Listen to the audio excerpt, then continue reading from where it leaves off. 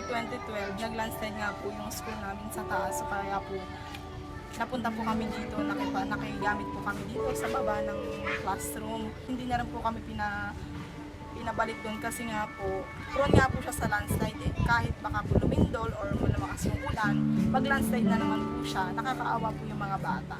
Kaya po malaking tulong po na maaga pong pinapa-evacuate yung mga tao para po hindi po sila mabaha o ma-landslide lang po.